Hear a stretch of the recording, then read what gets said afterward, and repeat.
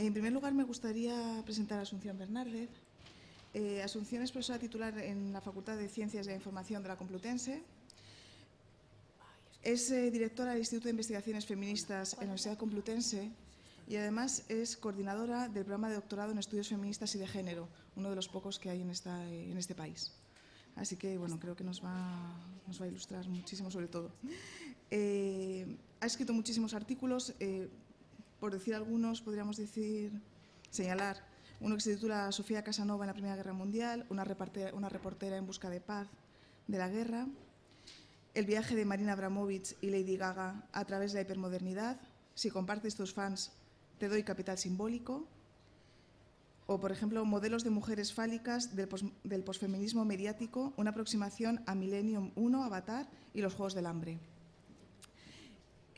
Hoy su comunicación se titula Amor romántico y literatura para mujeres adolescentes. Perdón, no, tiene toda la razón.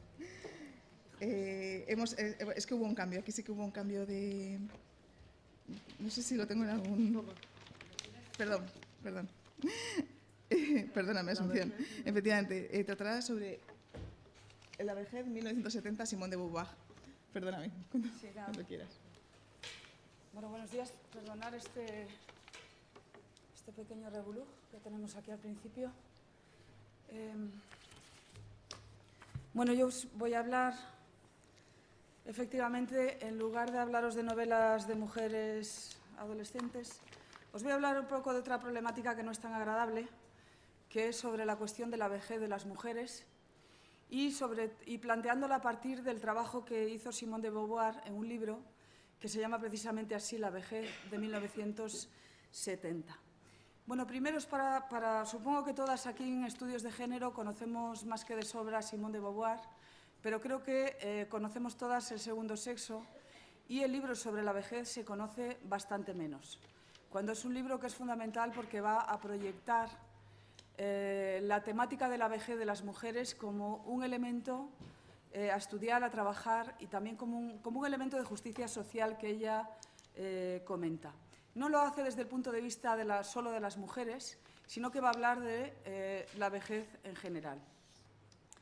Entonces, bueno, solamente por dar un contexto de Simone de Beauvoir y qué me ha interesado a mí de Simone de Beauvoir, os comento, ¿no?, que, claro, Simone de Beauvoir es una mujer que no pone límites a la escritura y a la vida, pero creo que es uno de los grandes ejemplos donde esto se cumple de una manera que es muy conmovedora, ¿no? Cuando leemos las novelas que son parte de su vida, cuando leemos todo el trabajo de diarios que ella hace a lo largo de su vida, cuando hace su teoría, es decir, es capaz de hacer compatible lo que es toda la racionalidad, ¿no?, el ejercicio de la racionalidad de la escritura y también de la reflexión sobre su propia vida. Es decir, ella cuenta su experiencia con una clarividencia como muy poca gente. Creo que lo hacen a la hora de escribir y a lo largo de todo el siglo XX. Por supuesto, le surge el tema de la vejez, del envejecimiento, porque es una mujer que vive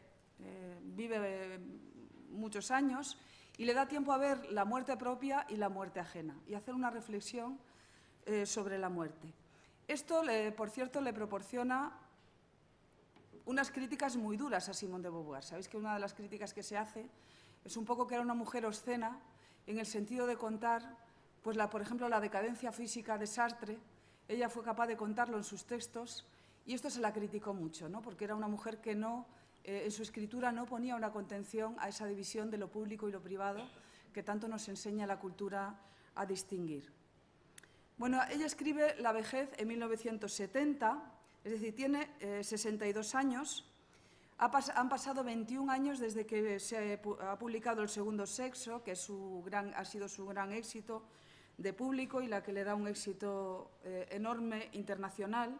Y en La vejez intenta hacer un poco lo mismo, lo que ha hecho en ese libro, ¿no?, que es hacer un repaso sobre los discursos sobre la vejez que ha tenido la antropología, que han tenido los historiadores, que han tenido los artistas, etc. Y esto yo creo que es, además, para mí fue de lo más valioso en el libro, ¿no?, toda esa recopilación que hace de testimonios de gente que hablan desde la perspectiva y desde el anclaje experiencial de ser viejo.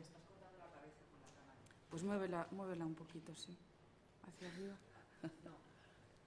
Sí. Vale, gracias, Bueno. Nada, gracias, no, nada. Bueno, han pasado ya pues, muchos años desde este libro y ahora mismo, ¿qué ocurre? Que sociológicamente, como sabéis, hay el tabú que ha sido la vejez, o esa parte de la vida que era como muy poco significativa en la vida de la gente, donde a los individuos se los aparcaba ya como una especie de lugar donde ya no se producía, ya no se creaba, la gente se le apartaba de la existencia. Sabes que hoy día hay muchísimos discursos que intentan contradecir esto, ¿no? ¿Por qué? Porque el envejecimiento, entre otras cosas, de la población es una cosa que cuando somos jóvenes nos parece increíble, pero es una realidad, y es una realidad que se impone sociológicamente de una manera clara, a no ser que suframos una revolución así como muy cercana. Por ejemplo, sabemos que para el año 2025 habrá en Europa 85 millones de personas mayores de 65 años. Es decir, es un índice altísimo de población mayor la que tenemos en Europa. Esto, además, se cruza precisamente con la cuestión de que las mujeres cada vez cuidamos menos, nos dedicamos menos a cuidar los hogares, somos menos cuidadoras dentro del hogar, y este problema, se plantea ese problema social, ¿no? Una familia patriarcal que está en crisis, ¿qué hacemos con la vejez? Y como vivimos en un sistema... Un trozo, sí. Pues, no, ponlo, tú tranquila. No, ponlo donde quieras, que es lo tuyo. Bueno, es la familia patriarcal que se ve en crisis y, desde luego, ¿qué hace el capitalismo en el que vivimos? El capitalismo en el que vivimos enseguida recoloca la situación social y la hace ventajosa para su propia producción, ¿no? Entonces, claro, la vejez a partir de hace unos años empieza a ser una cuestión de rentabilidad económica también. Es decir, los viejos empezamos a ser un negocio, ¿no? Hay que sacarle dinero a la vejez y para eso hay que generar un nuevo modelo sociológico de vejez que sea el modelo alejado sobre todo de la persona que no produce y que no consume. Y yo creo que esa es un poco la estrategia que hay debajo de todos los discursos, ¿no? Que se generan, que ahora vamos a ver, dentro de un ratito os enseñaré. Lo que se plantea Simone de Beauvoir es trabajar sobre la cuestión de la marginación. Dice, los viejos están marginados socialmente y eso es injusto para la vida de las personas. Los viejos y las viejas resultan arrinconadas, silenciadas, porque son incompatibles con la vida moderna, decía Simone de Beauvoir. Termina su periodo de productividad y esto lo que hace es, sobre todo, infelices a la gente, ¿no? Simone de Beauvoir dice, lo que hay es que cambiar la vida, cambiar, tal como decía también para la cuestión de las mujeres, que hace un poco el mismo problema. El envejecimiento es un problema que tiene que ver con la configuración social de cómo pensamos en la gente, cómo transformamos lingüísticamente y en signos la feminidad, o en este caso la vejez, y si transformamos eso nos produce infelicidad y vamos a intentar transformarlo. Es decir, que ella en el fondo es una militante también. Lo que pasa es que la militancia que provocó en el feminismo no la provocó de la misma manera sobre la vejez. El discurso de la vejez ha ido cambiando, pero yo ya os digo que creo que en claves de productividad. Y la influencia que tiene Simone de Beauvoir con este libro no es tan importante ni tan impactante, ¿no? Por otra parte, yo os voy a hablar aquí, solamente esta pequeña pincelada sociológica, vamos a hablar de representaciones, ¿no? Porque las representaciones son eso que van configurando nuestro imaginario y, por lo tanto, nuestra realidad, no como algo que está ahí flotando, sino que los imaginarios los acabamos encarnando y acabamos viviendo como esos imaginarios nos indican, ¿no? Es decir, hay una manera ideal de ser mujeres a cierta edad o de ser varones a cierta edad. Y esos son lo que se llaman imaginarios colectivos, que son normativos, es decir, si, por ejemplo, nos convertimos en gente mayor no productiva, que nos dejamos, que ya perdemos las ilusiones en la vida, por ejemplo, eso tendríamos una penalización social ahora mismo, donde el imaginario sobre la persona mayor ha cambiado. Y se supone que tenemos que estar activos hasta la muerte, por ejemplo, ¿no? Una idea que es completamente nueva, contemporánea, que no existía, no ha existido nunca a lo largo de la historia. Bueno, Simone de Beauvoir pues tiene una postura frente a la vejez que ya os digo que en la época en que ella escribe este libro resulta muy obscena, porque ella vive la vejez como una pérdida todo el tiempo. Ella no tiene ese sentido tan reivindicativo de la vejez. Lo plantea como teoría, pero cuando ella reflexiona sobre qué le está pasando cuando se está haciendo mayor, no ve nada positivo en la vejez en sus textos, ¿no? Lo más importante, lo más irreparable que me ha sucedido desde 1944, dice por ejemplo en el libro, es que como Zazi, que así llamaba a Sartre, he envejecido. Esto significa muchas cosas y, ante todo, que el mundo a mi alrededor ha cambiado. Se ha achicado y encogido. Ya no olvido que la superficie de la Tierra es finita, finito el número de sus habitantes, de las esencias vegetales, de las especies animales y también el de los cuadros, libros y monumentos que en él están depositados. La realidad todavía me interesa, pero su presencia ya no me fulmina. Es decir, ella tiene ese reconocimiento, ¿no? La vejez es una pérdida de relación, yo diría que pasional con el mundo. Te pone en un lugar de la vida donde la realidad no te apasiona de la misma forma, ¿no? De hecho, ella pone, tal vez por primera vez por los textos que yo he leído, que no he leído toda su obra, que es ingente, pero pone un punto, por ejemplo, crítico a la creatividad, que cuando ella ha sido una mujer verdaderamente de asimilar y vivir la cultura, ¿no? Casi todas las obras bellas, dice a esas edades, han sido creadas por privilegiados, que aunque sufren, han tenido la posibilidad de explicarse con sus sufrimientos. Ocultan el escándalo, dice, de la desdicha desnuda.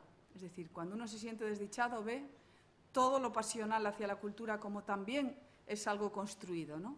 Y es decir, que la vejez, creo que esta idea es fundamental, se interpone en la vivencia absoluta de las cosas. Esto es lo que ella plantea. Es decir, la ancianidad y la muerte son, en el fondo, lo extraño a la representación. Lo que cede ante el universo eufórico de lo que vivimos, ante la belleza, los ideales de juventud eterna, el vivir en un eterno presente, etc. Ella es lo que señala como verdaderamente dramático de la vejez, ¿no? El libro empieza, solamente os voy a leer cómo empieza y luego pasaré a contaros un poco mi propia elaboración sobre el tema, porque no me da tiempo a ser muy prolija en las citas.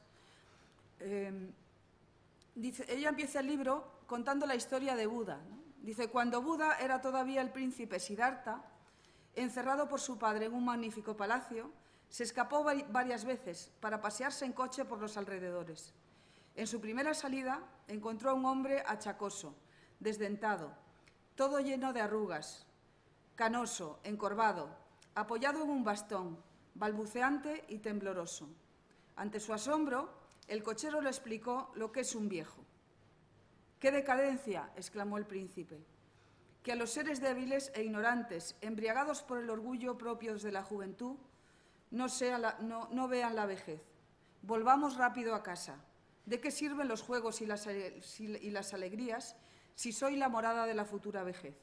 Bueno, sabéis la historia de Buda, ¿no? Que Buda lo crían para que no ver el mal del mundo, y esta es su primera salida, y lo que descubre Buda es la vejez, ¿no? Entonces el libro de Simone de Beauvoir parte de esta reflexión, ¿no? ¿Qué pasa cuando los humanos descubrimos la vejez? Porque claro, cuando somos jóvenes verdaderamente la vejez simplemente no existe.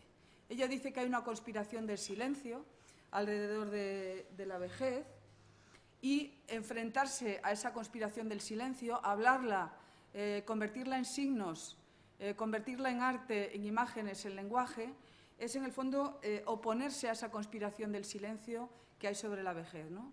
Y hoy día, que parece que nuestras esperanzas de vida se han alargado muchísimo, como nunca en la historia, pues es interesante reflexionar todo esto, ¿no?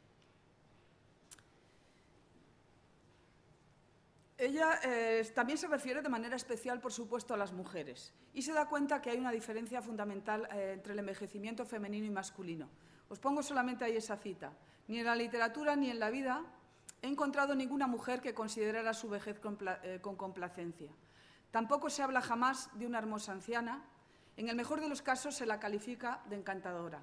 En cambio, se admira a ciertos viejos hermosos. El varón no es una presa.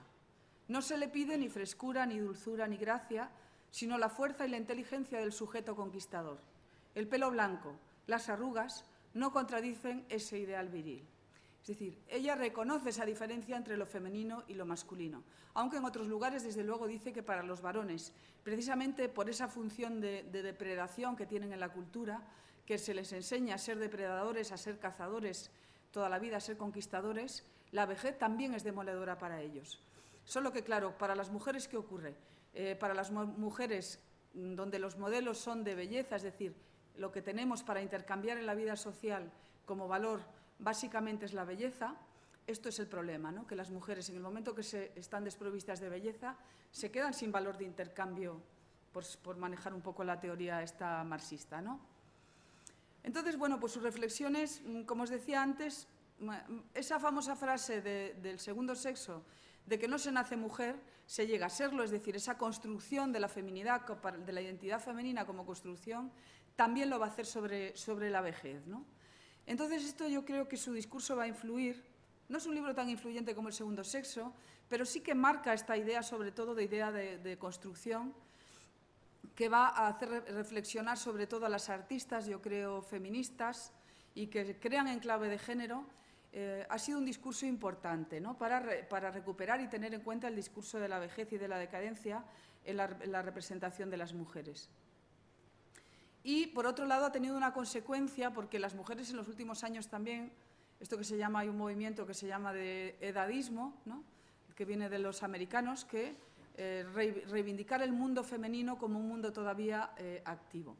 Porque una cosa que dice, por ejemplo, Simone de Beauvoir es como respecto a la sensualidad, respecto al erotismo, pues las mujeres no envejecen, ella decía, no envejecen de la misma manera que los varones. Ya es mucho más negativa con los varones. Y los varones, cuando llegan a ser viejos, por ejemplo, sus funciones sexuales terminan. Las mujeres no. No se corta en decirlo, ¿no? Entonces eso nos sitúa en la vejez, por ejemplo, en un lugar totalmente distinto, ¿no? Aunque la sociabilidad o la sociedad no nos reconozca esa capacidad, por ejemplo, la sexualidad femenina, ella dice, es algo que se produce a lo largo de toda la vida, con cierta continuidad, ¿no? Algo que el grupo social no reconoce. Entonces, a partir de ese planteamiento sobre la sexualidad, que sabéis que, bueno, los estudios de sexualidad y feminismo se pierden bastante hasta hace poco, ¿no? Es decir, que el feminismo de los años 80, de los años 90, no trabaja sobre la sexualidad, se ha empezado a trabajar posteriormente, ¿no? Y estamos viviendo ahora unos momentos donde se vuelve a tener en cuenta este discurso, pero durante muchos años no se trabajó, pero sí se trabajó a finales de los años 60 y los años 70, ¿no? Entonces, pero ella pone esa semilla ahí, ¿no? Os decía antes, el tema de la vejez es un tema básicamente de injusticia social. Os decía antes, bueno, para mí es un problema de que la vejez empieza a ser un negocio.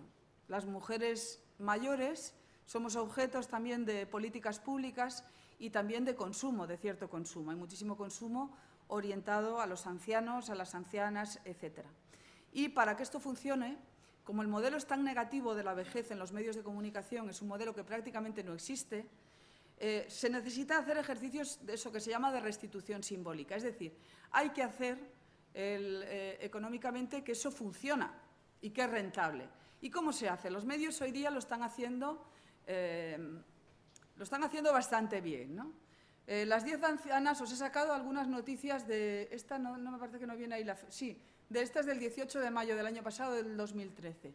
Las 10 ancianas más sensuales del mundo, ¿no? Esta idea de que podemos hacer las mujeres como que el tiempo no pasa, podemos ser eternamente jóvenes, con el estrés consiguiente que esto nos puede causar en nuestra vida diaria, ¿no? Ya no es que podamos ser delgadas, que podamos operarnos, sino que encima es que podemos ser eternamente jóvenes. Bueno, pues estas son estas ideas contradictorias y aquí está un poco el pensamiento feminista, ¿no?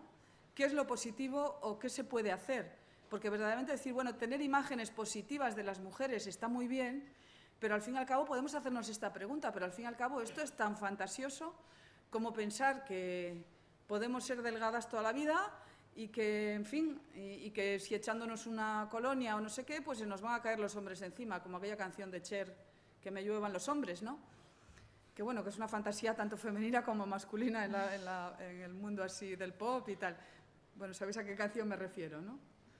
It's Raining Men. Bueno, pues esa fantasía de It's Raining Men pues no se cumple por la cantidad de cosas, objetos ni cirugías estéticas que consumamos, ¿no? Pero ni para nosotros ni para ellos, verdaderamente. Entonces, bueno, pues son imágenes que nos dan que pensar, ¿no? Lo que vende una modelo mayor, esta es también del 2012. En los últimos años hemos asistido a esto, ¿no? A mujeres que, por otro lado, no se cuestiona lo tratadas que están con la cirugía, lo que puede suponer para la vida personal esto, etcétera. También tenemos casos españoles, ¿no? A mí me gusta especialmente esta modelo, porque esta modelo es, por lo menos, dice, bueno, una carrera que despega con 70 años, y es decir, que se hace famosa con 70 años y es una mujer que supuestamente no se ha operado, ¿no? Que lo que exhibe precisamente es el tema de las arrugas, el tener un cuerpo de señora mayor, y por lo menos yo creo que es un modelo más digno. Porque claro, las mujeres que trabajan en medios de comunicación, hace poco yo me encontré con una mujer que trabajaba aquí, además me la encontré en un acto aquí, que trabajaba en medios de comunicación y era una mujer de, poneros, de 50 y tantos años, y se había operada, evidentemente, aunque no lo dijo, pero dice, claro, yo ahora tengo el problema de que voy a hacer de mujer de 50 años y no me quieren, porque claro, como tengo la cara, no lo dijo así, pero como tenía la cara estirada, me dicen es que no doy la edad, porque es decir que, claro, las mujeres, hagas lo que hagas, al final como que tienes problema siempre en representar la edad que se supone que tenemos que representar, ¿no? Es decir, una mujer de 70, en todo caso, tiene que estar representada así, ¿no? Pero con unas características que le dé a los medios como que eso está muy bien. Bueno, esta restitución simbólica en televisión, por ejemplo, también se ha hecho. Sabéis que Las Chicas de Oro ha habido también una copia española y se ha copiado en muchísimos países. La copia española con muy poco éxito. Es una serie de los años 80, del año 85 al 92. O sea, que una teleserie se mantenga 7 años es un éxito impresionante, ¿no? Pero la verdad que sí, muchísima continuidad. No hay mucha continuidad en este tipo de modelos, ¿no? Los medios las usan, están ahí, pero claro, el problema es la normalidad. Es decir, es como las marcas DAB de jabones DAB, sabéis que ha hecho siempre una publicidad como concienciada respecto al envejecimiento y a la belleza de las mujeres, que no sea la estereotipada. Pero es una cosa que es tramposa, entre comillas, porque son cosas que se hacen significativas porque están en contraste con, ¿no? Es decir, ponen el punto de contraste. Cuando DAB te saca a una mujer mayor, a una negra mayor, que hizo una publicidad de este tipo, están en contraste con el resto de la publicidad. Es decir, que lo ideal sería que el tipo de señoras mayores o señores mayores se encajara como un modelo normal y no como un modelo de contraste. Me explico, que las cosas funcionan por contraste. Entonces, bueno, pues creo que ha habido éxitos muy importantes, ¿no? Sobre esto que se llama ahora edadismo, pues películas, sabéis que ha habido muchas en los últimos años y no os he sacado, este es un ranking de Film Affinity, que es una de las mejores páginas web que lo tenéis en Internet. Ha habido muchísimas películas sobre gente mayor. Aquí se hace una clasificación por las que ha votado la gente como las mejores. Y cuando se trata el tema del edadismo, normalmente se trata mucho entre parejas y gente mayor. Y yo creo que es menos común el hecho de tratar el envejecimiento de las mujeres en sí mismas, es bastante peor, ¿no? ¿Os recordáis una película? Yo no la vi solamente la publicidad, yo qué sé. 3 señores que son astronautas, creo que eran mayores, y se juntan y se vuelven otra vez a la luna y tal. Estas cosas heroicas así masculinas es como más común que las que se hacen sobre mujeres. Creo que el modelo mujer es como más tratado en familia, ¿no? O en todo caso en pareja. En los últimos años os pongo estas porque, claro, son de las menos votadas, pero porque son muy recientes. No sé si habéis visto, por ejemplo, Amor ha tenido un éxito muy importante. Nebraska, que está todavía en los carteles, también, que es un señor que empieza con los temas de Alzheimer. Y veis, no sé si la habéis visto, pero si la veis como la mujer sale como la gran gruñona, ¿no? Bien estereotipada ella, bien anciana y bien como poco empática con el dolor ajeno y un poco insensible cuando es mayor. O sea que, en fin, que a veces, aunque se trata el tema de la vejez, es curioso cómo estos estereotipos de género sobre las mujeres siguen marcando ese imaginario incluso cuando se habla de la vejez.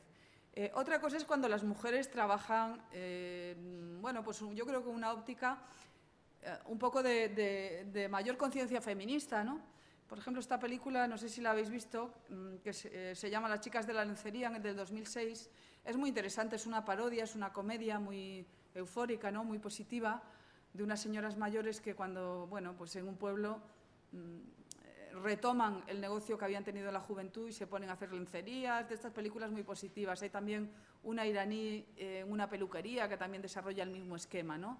De mujeres que en el fondo se apoyan, que son capaces de colaborar, en esta idea de que las mujeres mayores, es verdad que seguimos siendo más activas, nuestros deseos de estar activas duran más que los varones, ¿no? Esto en trabajos sociológicos que se hacen supuestamente es así. Un varón cuando llega a los 50 y tantos años, 60, considera que todo lo que ha podido hacer en la vida normalmente ese es su tope, no va a llegar a más. Las mujeres, en cambio, no. Las mujeres a los 50 años empezamos un periodo normalmente donde hemos terminado de criar hijos, los hijos empiezan a independizar y sentimos que podemos hacer un montón de cosas, ¿no? Y si vamos a cursillos de estos del ayuntamiento, de los ayuntamientos, de tal, son las mujeres las que están aprendiendo a nadar allí, porque yo las he visto con 70 años, se ponen el flotador y se tiran a la piscina, ¿no?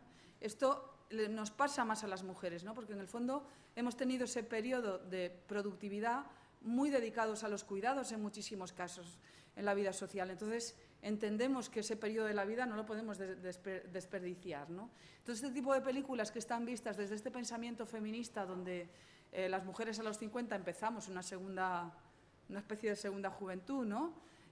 Pues son recuperadas en trabajos de este tipo que son bien interesantes, ¿no? Como la película esta también del erizo, se hizo con el nombre del erizo, sobre una novela francesa de Barberi, es muy interesante también en este sentido, ¿no? Como las mujeres que se alejan en muchos casos de los estereotipos mediáticos, cómo consiguen unos espacios de libertad a través de la cultura, a través de la creatividad, etcétera, también. El libro es del 2006. Bueno, la publicidad, que es un medio completamente práctico. Yo digo siempre, la publicidad no es que sea ni feminista, ni machista, ni nada. Es que si cree que algo va a vender, lo va a utilizar. Pero como vivimos en un mundo que es bastante machista, ¿no? Pues lo que hace es que coge ideas machistas, ¿no? Si vendiera el feminismo, os aseguro que se pondría imágenes también feministas. Y la publicidad como medio también utiliza imágenes que puedan ser impactantes, ¿no? Entonces, imágenes que entran en contradicción. Esta es curiosa, ¿no? Ancianas y chicos embarazados, la publicidad enciende la polémica. Esta es del 17 de junio de 2003. Fue una polémica del año pasado, que es curioso cómo, os la pongo porque han juntado una imagen, una campaña que se hace en Inglaterra, dándoles un toque de atención a las mujeres, que resulta que somos madres cada vez más tarde, ¿no? La media en España me parece que es de 31 o 32 años para tener el primer hijo las mujeres y se nos dice, claro, retrasar tanto la maternidad es un problema, entre comillas. Pero claro, esto es curioso, ¿no? Que los gobiernos utilicen este tipo de publicidad y no nos den la posibilidad de ser madres antes, ¿no? O que no le den a las mujeres jóvenes la posibilidad de poder ir a la universidad, como tienen en los países nórdicos, y poder ir criando un hijo al mismo tiempo, ¿no? Y poder ser madres a los 22 o a los 20.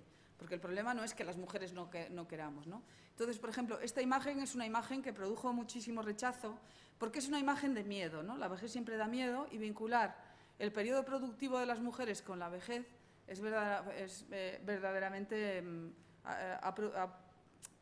produjo mucha conmoción porque se ve, esto es la obscenidad, ¿no? Verdaderamente, esa mezcla de cosas que como que no debemos mezclar, como que no debemos dejar ver, ¿no? Qué es lo que produce.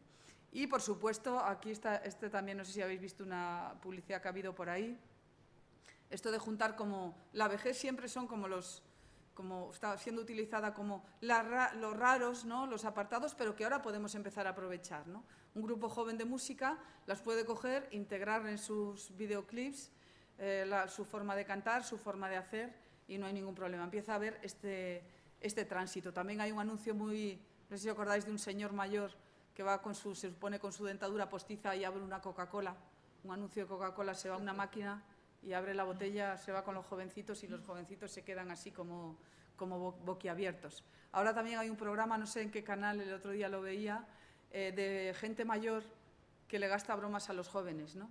Por ejemplo, una señora mayor que va e incita como sexualmente a un joven que se queda como diciendo, ¿y esta señora qué hace? ¿No?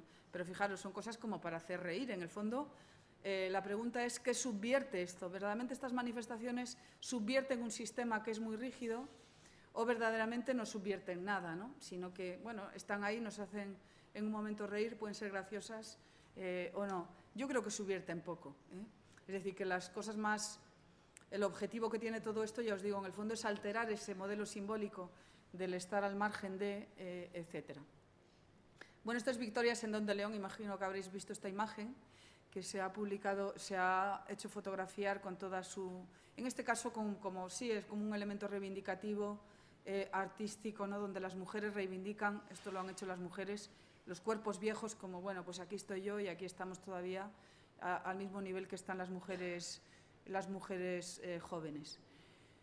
También hay toda una rama de lo que se llama la gerontología feminista, que es muy interesante. Yo creo que está por desarrollar y es una de las grandes áreas del feminismo sociológico que conviene o a mí me interesa mucho seguir, ¿no? Porque, bueno, creo que ahora que vamos a ser todas tan mayores, ese tanto por ciento tan alto, es muy interesante. Este tipo de proyectos han tenido mucho éxito en Estados Unidos. De hecho, hay varias asociaciones de edadismo, esto que, bueno, en inglés tiene otro nombre y tal, que podemos seguirlo con varios proyectos, sobre todo de manifestaciones públicas, etcétera. En España también hay alguna asociación, como la Asociación de Mujeres por un Envejecimiento Saludable.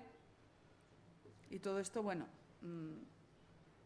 comentaros que, bueno, en el fondo, cómo esto viene como la vejez como representación. ¿Cuál es el cambio fundamental que se ha producido? Lo que pasaba hasta hace muy poco, hasta los últimos años de los medios de comunicación, que la vejez en nuestra cultura estaba, la única forma digna de ser viejo era eso, ¿no? Decir que la vejez era gente digna, gente que en la última etapa de su vida se apartaba de la vida pública. Y esto sobre todo se produce en el Renacimiento, porque en el Renacimiento es el momento en que empieza la vida, el germen del capitalismo y el germen de la vida productiva. Entonces, a partir de ese momento, lo que tiene que hacer la gente que tiene dignidad, los viejos dignos, es retirarse de la vida pública, ¿no? De hecho, ahí tenéis este retrato de Rembrandt, que es curioso, es un autorretrato que él se hace, pero se viste unas ropas que eran de la generación de su padre, no de las suyas, para aparentar incluso más mayor, ¿no? Es decir, yo ya tengo esta dignidad y, por ejemplo, Simone de Beauvoir recoge un testimonio muy interesante de Miguel Ángel, que Miguel Ángel se pasa la vida lamentándose, al contrario de lo que haríamos ahora, ¿no? De por Dios que no me dejan retirarme, ¿no? Que aquí el Papa que me obliga a estar encima del andamio trabajando, cuando yo ya debo retirarme a meditar y a preparar mi alma para la muerte. O sea, es que lo dice así, ¿no? Y qué desgraciado soy, que soy este trabajador manual que hasta mis últimos días voy a tener que estar encima del andamio. Mientras, fijaros, hoy día nuestro ideal es cómo trabajar hasta el último momento, ¿no? Y estar activos hasta el último momento. Lo mismo ocurría con las mujeres, ¿no? Esta idea de que la gente se retiraba, por ejemplo, para leer las Sagradas Escrituras, para meditar y para reflexionar, ¿no? Ese era el único papel y las mujeres, sobre todo, se las permitía pues, seguir con esas tareas que nunca han molestado, que son la de los bolillos, la de la costura, la de los tejidos, todo eso que ha sido la labor femenina por excelencia. Cuando las mujeres se saltaban ese principio de que se tenían que retirar dentro de los hogares, resultaban especialmente antipáticas, ¿no? Bueno, luego os cuento estas. Por ejemplo, las mujeres la imagen de la vieja usurera, la mujer que quiere seguir controlando el dinero, es decir, que sigue queriendo tener poder dentro del hogar, es una mujer maltratada por la representación, ¿no? Mientras que otro tipo de figuras que son tal vez las continuadoras en la tradición educativa dentro del hogar, las propias mujeres eran papeles permitidos, ¿no? Seguramente esta imagen lo que nos está representando Velázquez es la señora mayor de, oye, no te distraigas de tus tareas, ¿no? no desdigas la tarea de la laboriosidad, que era una de las obligaciones de la educación femenina, ¿no? Que era Cristo en casa de Marta y María, la joven que seguramente acaba de ver por la ventana y es amonestada por la adulta, o cuando siguen en tareas de cuidados dentro del hogar, ¿no? Pero cuando son representaciones de empoderamiento, ¿no?, que es el control del dinero, por ejemplo, aquí son figuras negativas. Y, desde luego, la mayor negatividad para la representación tradicional de las mujeres ha sido la idea de las coquetas, ¿no? La mujer que sigue arreglándose toda su vida ha tenido una gran penalización en la representación, ¿no? Goya hasta la muerte, ¿no? Pero fijaros lo contradictorio que es esto, porque mientras que es un requisito que durante la juventud de las mujeres se mantiene como un requisito absoluto, es decir, una mujer que no se arregle deja de ser femenina. Fijaros, su feminidad sufre, mientras que un hombre que no se arregle, su masculinidad no sufre. Ahí está la diferencia, ¿no?, como sistema rígido de construcción normativa de géneros. La mujer joven que no se arregla es menos femenina, se convierte en hombruna, ¿no? Una mujer que no se depile, sin ir más lejos, mientras que los varones no. Entonces, esto es lo contradictorio. Resulta que cuando llegas a una edad, si sigues arreglándote de la misma manera, eres una coqueta, y eso es insufrible y totalmente ridículo. El reírse es una cosa muy sana, pero sabéis que es uno de los grandes controles sociales, ¿no? Cómo se reía Molière de las viejas sabias, Lope de Vega con la culta latiniparla, con las coquetas, con las mujeres, es decir, con todas las mujeres que históricamente se han salido de la norma, ¿no? La vejez también ocurre una cosa con la idealización de la familia burguesa. También sufre un proceso de idealización que también habla Simone de Beauvoir, ¿no? Los viejos, como empiezan a tener una función también de cuidadores mientras las madres trabajan, por ejemplo, empiezan a necesitar cubrirse de cierta dignidad, ¿no? Entonces, todo el periodo burgués también acaba un poco dignificando esta idea de núcleo familiar, que conviven, etcétera. Para el feminismo sí hay una reivindicación de la vejez como el derecho a mostrarse. Ahora, yo repasé, por ejemplo, el catálogo de Kiss Kiss Bam Bam, que sabéis que ha sido una de las grandes exposiciones que se ha hecho en España sobre feminismo, pensando en encontrarme artistas que trabajaran la vejez. Y claro, me encontré con la sorpresa de que no hay muchas artistas que trabajen la vejez. El arte femenino es un arte del cuerpo. Yo supongo que cuando se lea la historia del arte del siglo XX, una de las grandes novedades del arte del XX y significativas es la incorporación de las artistas femeninas al arte, y sobre todo con un trabajo de reflexión sobre su propio cuerpo y teniendo como materia de trabajo el propio cuerpo. Y es curioso lo poco que se trabaja la vejez. Por ejemplo, Alice Neel, que es una gran retratista americana muy interesante, este es un trabajo verdaderamente escaso y muy interesante, como ella es capaz de mostrarse así.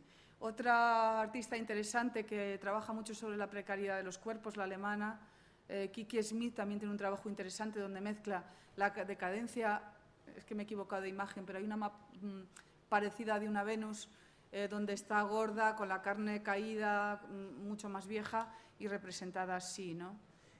También lo hacen los varones, por cierto. Los varones, pero los varones que más reflexionan de una manera más interesante también sobre el cuerpo. Por ejemplo, Freud hace lo mismo con su madre. Tiene unos cuadros preciosísimos de su madre deprimida, que en el momento que su madre pierde su pareja, se va a vivir con él y él le hace varios retratos.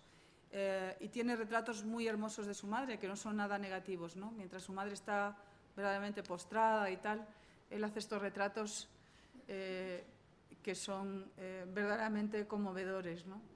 Ha habido otras artistas, pero que lo han vinculado, por ejemplo, Hannah Wilke, que se muere en el año 1993, que es la de la izquierda, hace toda una serie de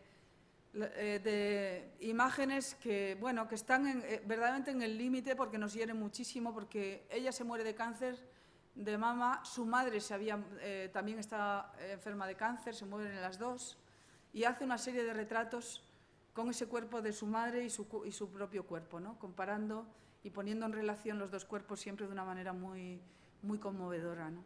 Hay también una artista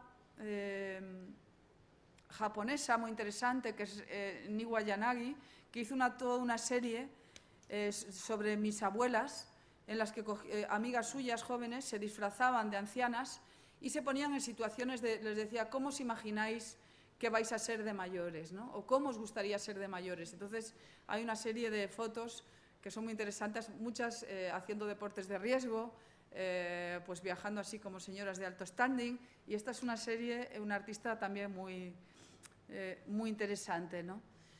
Luego hay otros artistas. Esta serie está ahora, es una serie reciente de un artista americano, y os lo pongo para que veáis un poco a lo mejor cómo trabajan a veces los artistas masculinos y los artistas femeninos respecto al tema, ¿no? Mientras que para las mujeres es una reflexión un poco sobre su identidad, sobre las cosas que les pasa experiencialmente. Por ejemplo, este artista americano que también trabaja sobre la vejez, pues tiene una serie de críticas, tiene una serie que se llama Elder Kinder, ¿no? En que pone a los ancianos jugando como los niños, ¿no? Pero mucha gente dice, bueno, resulta paródico, resulta hiriente, porque en el fondo es como te pone en situación casi como de provocarte una sonrisa respecto a los ancianos, ¿no? Es decir, no son imágenes de dignidad en ningún momento, etcétera. Artistas mujeres, en cambio, que lo hacen desde otra perspectiva, hay varias, pero yo os digo que no demasiadas, ¿eh?